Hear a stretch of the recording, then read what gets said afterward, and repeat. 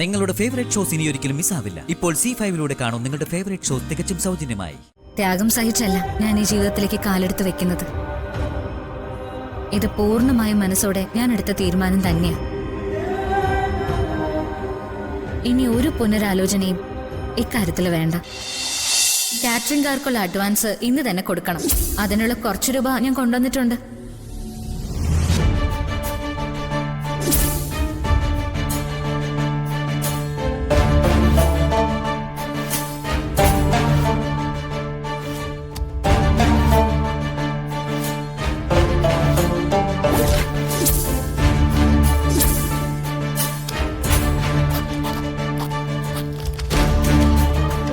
Wait, ഞാനുണ്ട്. 50,000 കേട്ടിട്ട് കളി.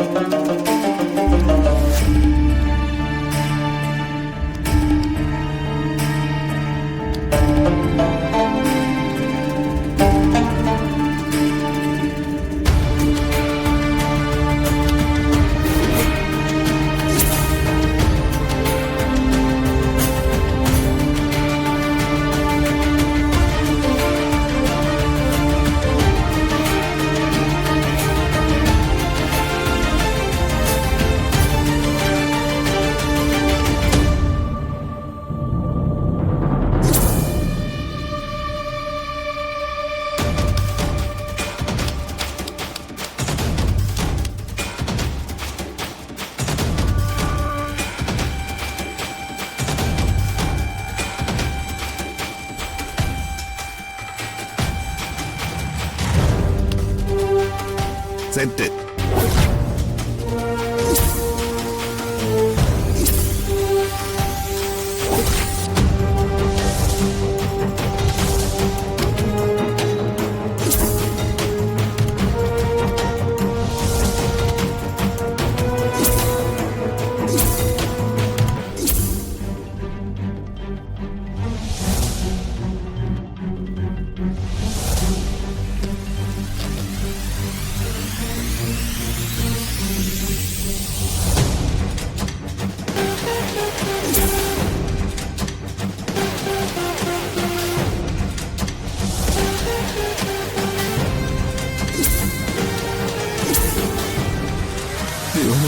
എന്റെ അനിയത്തിയുടെ കല്യാണത്തിന് കൂട്ടുവെച്ച പണം ഈശ്വര.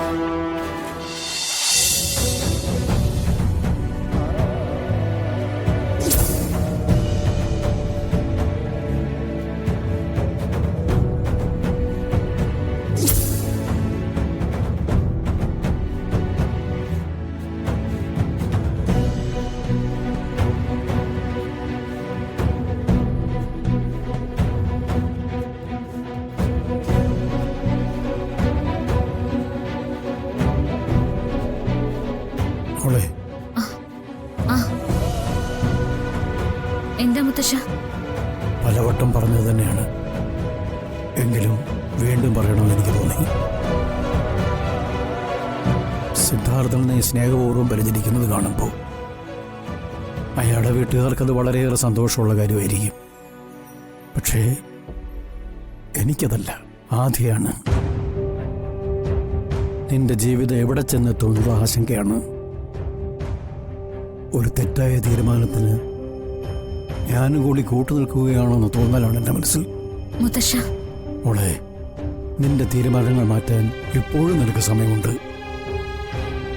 ജീവിതമാണ്, ജീവിതത്തിലെ ഏറ്റവും പ്രധാനപ്പെട്ട മുഹൂർത്തമാണ് വിവാഹം. നല്ലതുപോലെ ചിന്തിക്കണം. വീണ്ടും ഞാൻ ചോദിക്കുകയാണ്, ഇത് വേണോ മോളെ? വേണം മുത്തശ്ശ. ഇത്രയും വലിയൊരു ത്യാഗം വേണമെന്ന് ഒന്നുകൂടി ചിന്തിക്കുമ്പോളേ. ഞാൻ ചെയ്യുന്ന ത്യാഗമൊന്നും അല്ല മുത്തശ്ശ. ത്യാഗം സഹിച്ചല്ല ഞാൻ ഈ ജീവിതത്തിലേക്ക് കാലെടുത്ത് വെക്കുന്നത്. ഇത് പൂർണ്ണമായും മനസ്സോടെ ഞാൻ എടുത്ത തീരുമാനം തന്നെയാണ്. ഇനി ഒരു പുനരാലോചനയും ഇക്കാര്യത്തിൽ വേണ്ട.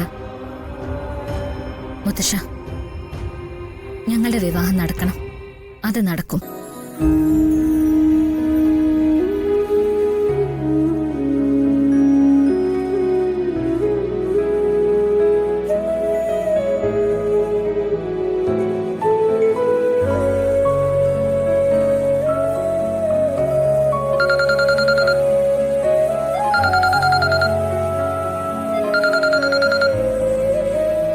മായാണല്ലോ.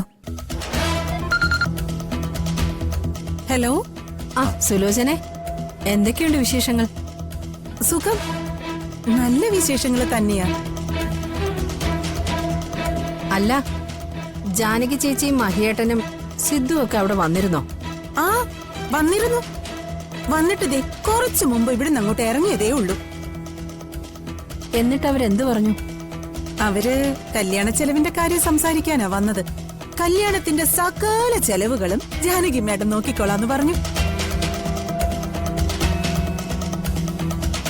അല്ല, ആ സ്ഥിതിക്ക് ഞങ്ങളാൽ സാധിക്കുന്ന കാര്യം, അതായത് എനിക്കും മായക്കും സാധിക്കുന്ന കാര്യം ഞങ്ങളും ചെയ്യണമല്ലോ സുലോചനെ. അയ്യോ, അതൊക്കെ നിങ്ങളുടെ ഇഷ്ടമല്ലേ?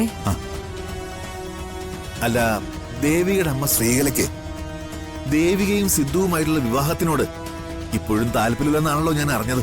ഓ, അതൊന്നും കാര്യമാക്കണ്ട. ദേവികയ്ക്ക് സമ്മതാണല്ലോ, അത് മതി. അല്ല, എന്നാലും അത് പോരല്ലോ. ഒരു കല്യാണം നടക്കുമ്പോ അമ്മയുടെ അനുഗ്രഹവും അനുവാദവും ഒക്കെ വേണ്ടതല്ലേ? ശ്രീകലയോട് ദേവിക ആവുന്നത്ര പറഞ്ഞു നോക്കി. പക്ഷെ അതൊന്നും ശ്രീകലയുടെ തലയിലോട്ട് കേറുന്നില്ല. പറയേണ്ട വിധത്തിൽ പറഞ്ഞാല് ശ്രീകലയ്ക്ക് അത് ബോധ്യാവും. ശ്രീകല സമ്മതിക്കുകയും ചെയ്യും സുലോചനെ.